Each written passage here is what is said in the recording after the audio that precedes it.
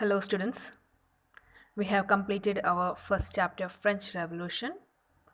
Now, let us start our second chapter, the Socialism in Europe and Russian Revolution. So, let us go through the introduction of this chapter. Now, this chapter may seem quite very big to you, but this is a chapter which is interesting and also simple.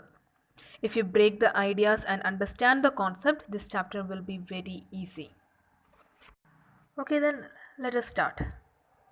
In last chapter, French Revolution, we saw how the political system and the society it changed rapidly.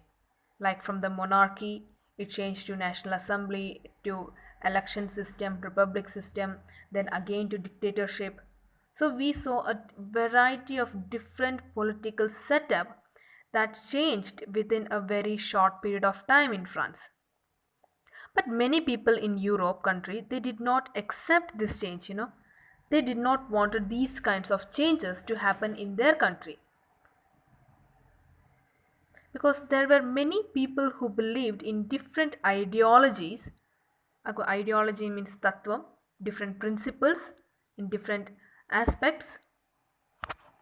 For example, there were conservatism, there were liberals, there were radicals.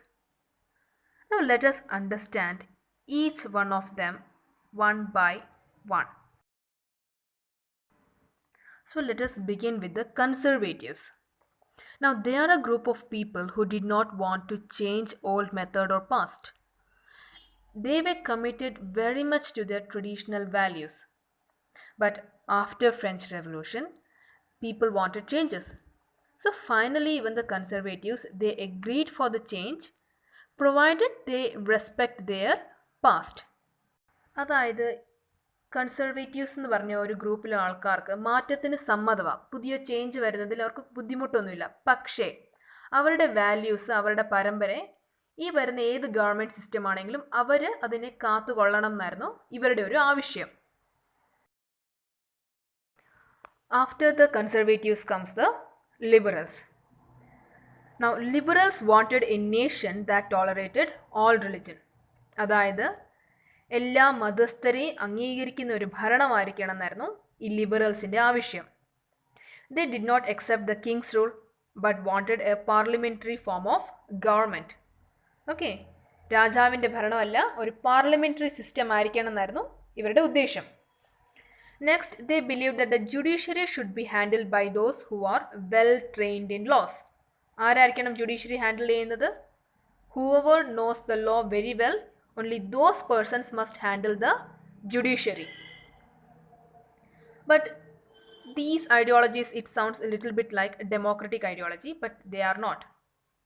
Okay, let us see why. Now the liberals, they did not wanted to give voting right to everybody. They did not wanted to give the voting right to everybody. Instead, only those who had the property were given the permission to vote. Got it?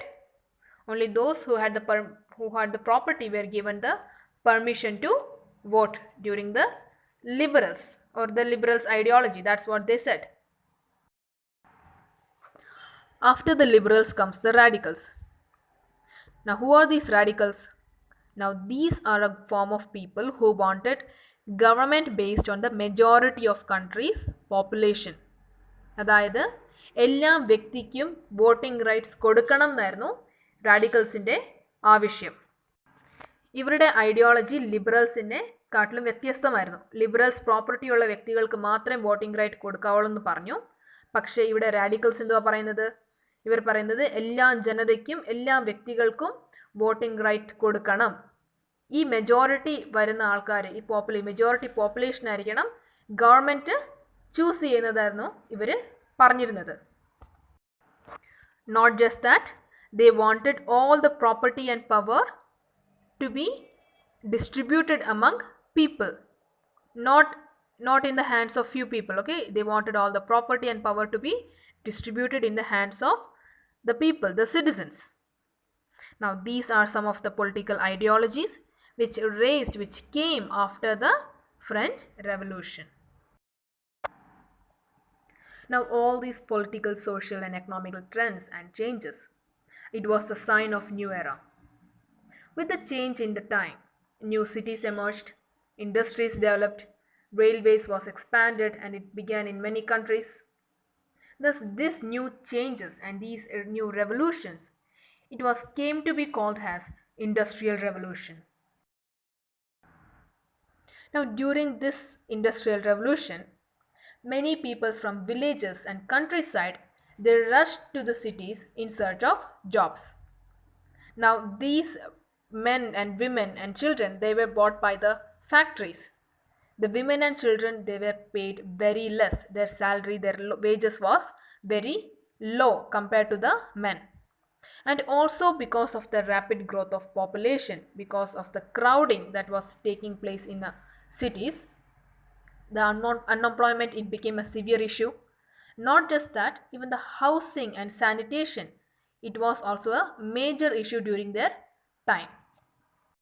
Now these liberals and radicals they were the owners of most of the industries and factories. So they wanted to bring some changes in their life, in the life of the people who were working in their factories. So what they decided?